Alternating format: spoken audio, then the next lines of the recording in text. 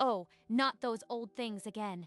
Grandpa, you brought the medals. Tell me the story. He actually believes those medals matter. It's a children's party, and he turns it into a war memorial. Dad, glad you could come. Lucas has been asking about you all morning. David's smile faded as he caught Karen's icy stare from across the room. The old tension was alive again. All right, brave boy. It was a night I'll never forget. Here we go with the tall tales again. Someone should tell him the party is for a 7-year-old, not a retirement home. He could feel Karen's contempt radiating behind him, but Lucas's eager eyes were his only concern now. The party buzzed with chatter, but the invisible line between Karen and Charles divided the room like a storm front. The Atlantic was furious that night, Lucas.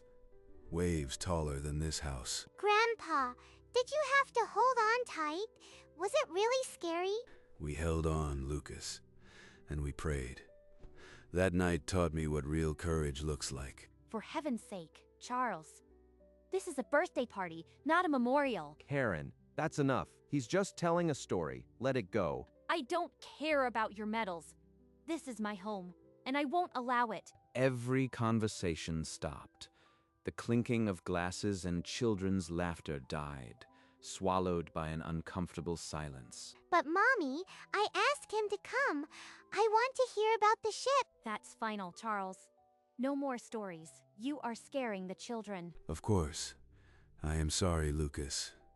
Some other time. A satisfied smirk crossed Karen's face as Charles sank back into the couch, the room thick with unspoken judgment. And look at these medals. Flea market specials, I'd bet. A few dollars for these trinkets. Nothing heroic about them. They were earned in combat, Karen. Each one has a story of sacrifice you wouldn't understand. Oh, of course. A story from a man who sits around all day. How impressive that must be. Karen, that's enough. You are making a scene in front of everyone. I am the only one here telling the truth. These aren't real medals. He's been fooling us for years. Mommy, stop it. He's my grandpa and I love him. Guests began to whisper. Some looked away, others edged toward the door, wishing they'd never come. He'd endured worse storms than this, but never from his own family.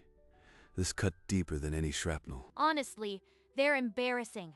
They belong in the trash with the rest of the garbage. Charles's hands trembled around the medals, a veteran bracing for an impact that was coming, his knuckles white. In a swift, violent motion, Karen lunged forward and tore the medals from Charles's chest, the old fabric ripping with a sickening sound. Mommy, no, stop it. These are nothing but cheap trinkets.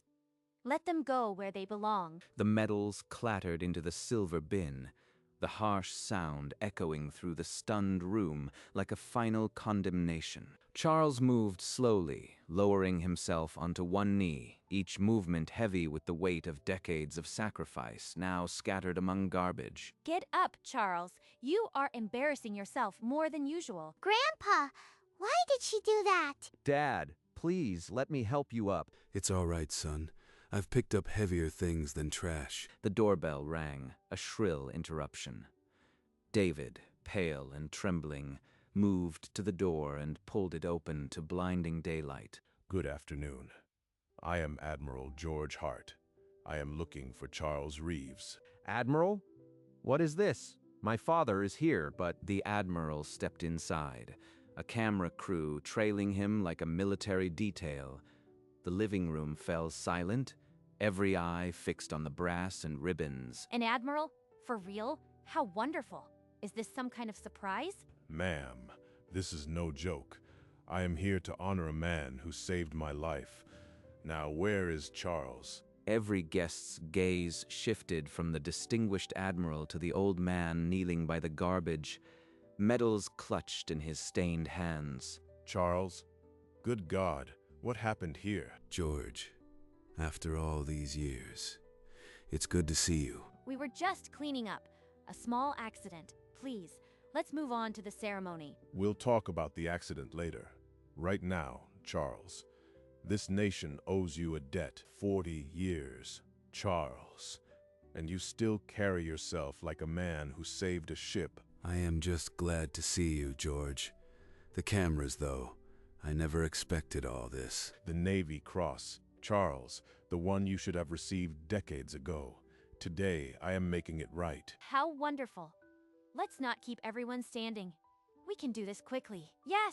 Lucas tugged his father's sleeve, his small finger pointing toward the trash bin, the camera's tally light blinking red. If they see those medals in the garbage, the cameras will broadcast my shame everywhere. For bravery, above and beyond the call of duty, the Navy Cross is officially yours. The lens zoomed past Karen's frozen smile, focusing on the torn fabric where his medals used to hang. Oh, that old jacket.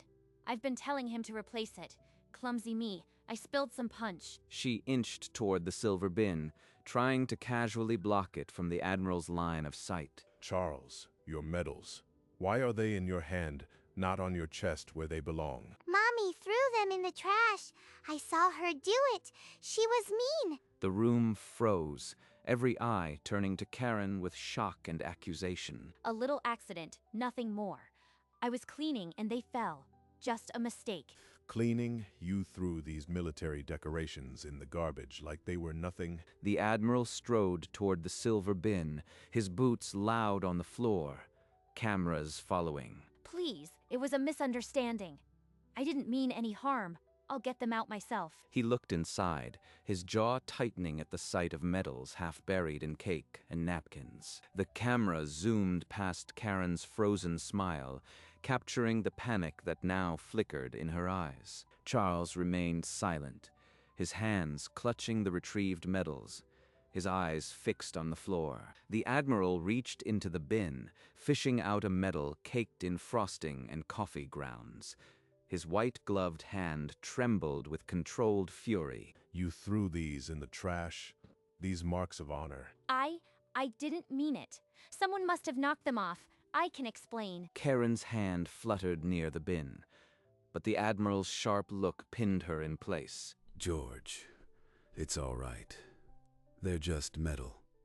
They don't measure a man. It's not all right, old friend. Not here. Not today. He carefully wiped the smudge from the medal with his glove, then held it out to Charles. Thank you for remembering. We will proceed with the ceremony.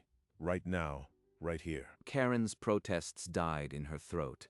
The cameras caught her defeated slump, while Charles straightened his stained jacket, ready to receive the nation's grace. The citation reads, "For conspicuous gallantry, Charles Reeves saved 12 souls from a burning ship."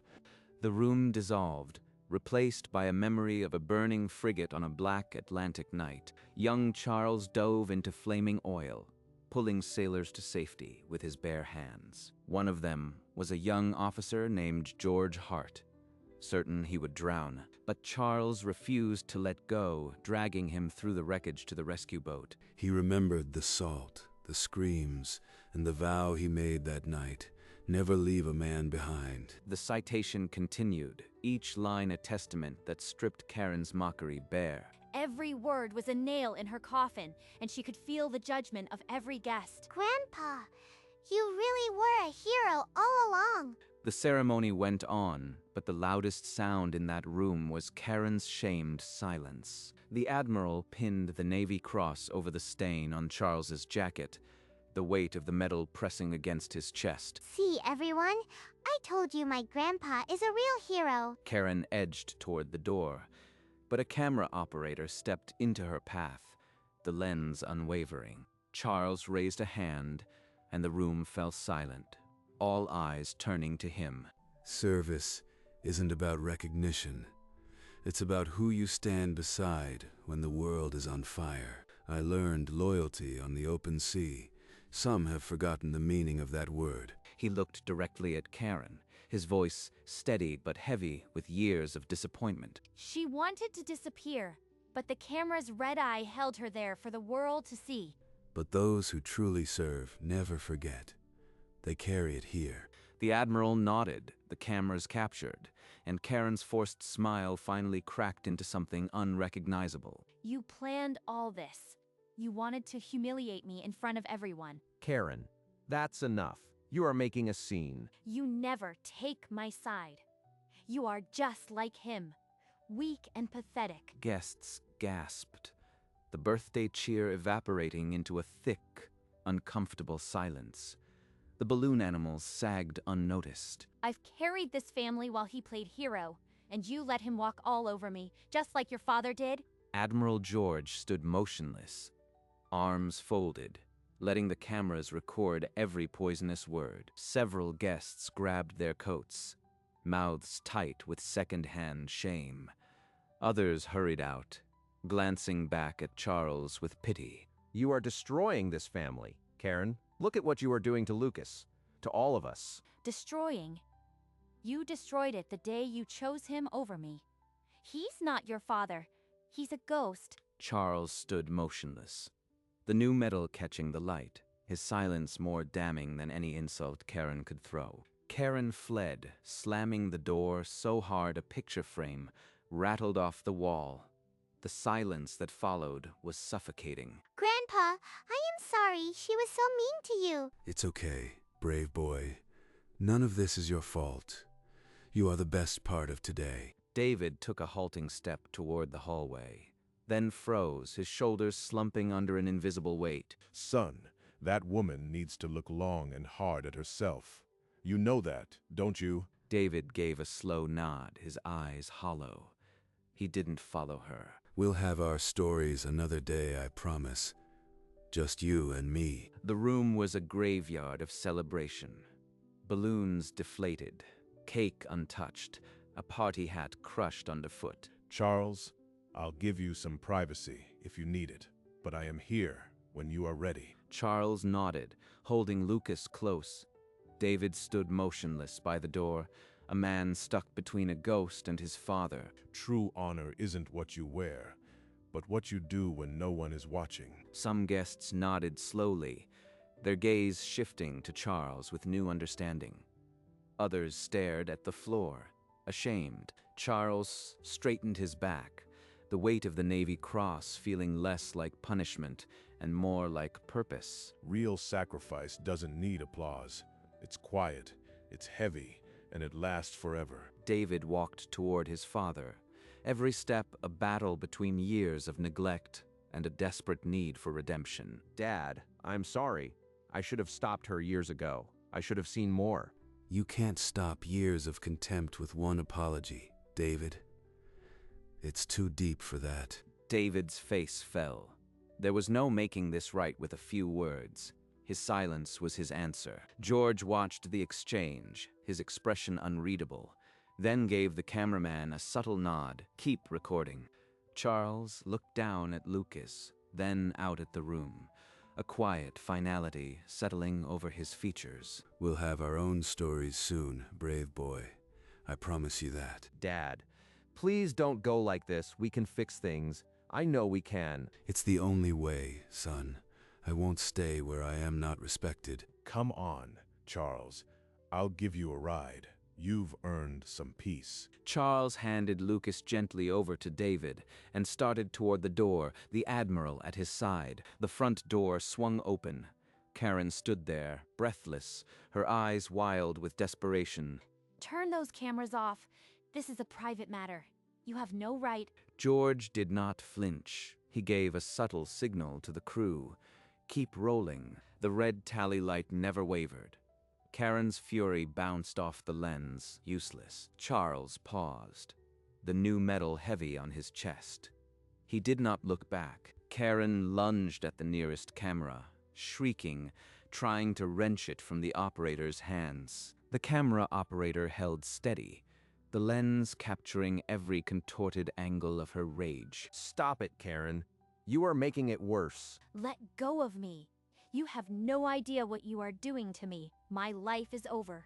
Everything I built is gone because of you people. The remaining guests stared in horror, mothers shielding children's eyes, the last shred of celebration dead. Charles watched his daughter-in-law unravel, a deep sadness settling into the lines of his face. Enough of this spectacle. Someone get her a chair and some water. But the camera kept rolling, recording every damning second of her unfiltered disgrace. Karen's legs buckled, David half dragging her back from the lens, her sobs filling the dead air. The camera director's voice cut through the chaos. "Ma'am, we're live. This has been broadcasting for the last 10 minutes. No. David turned slowly toward the camera, his face a mask of paralysis. Millions of eyes, and he could feel everyone. So the world sees the truth. Sometimes the best lessons are the hardest to watch. Karen's knees buckled completely, a low moan escaping her lips. The live audience swelled, comments flooding unseen. Charles closed his eyes, a weight lifting from his shoulders that had pressed for far too long. The television screen in the corner flickered with a newsed chyron. Family betrayal caught on camera. Charles, justice doesn't always roar. Sometimes it's a quiet stream everyone finally notices. Karen's hysterics faded into silent shock. The stream continued, and the world had its verdict. A crew member held up a tablet, and the scrolling comments were a flood. Fire that woman. Hero grandpa. Disgrace. They all hate me. My life is ruined. Get up, Karen. Not here. Why is everyone so mean to Grandpa? He didn't do anything wrong. Some people forget what's important, Lucas. But you never did. They were calling her a monster, and the shame felt like drowning. There was no coming back from this. This was the woman he had married. He didn't recognize her anymore. Come on, brave boy. Let's go find some quiet. The tablet continued to vibrate with condemnation, an unrelenting torrent that sealed Karen's fate in real time. David watched Charles carry Lucas away, and something began to shift behind his eyes. The verdict was clear. Charles stepped through the front door. The Admiral behind him. Neither looked back at the ruins of the celebration. Inside, Karen sat alone on the couch, sobbing into her hands.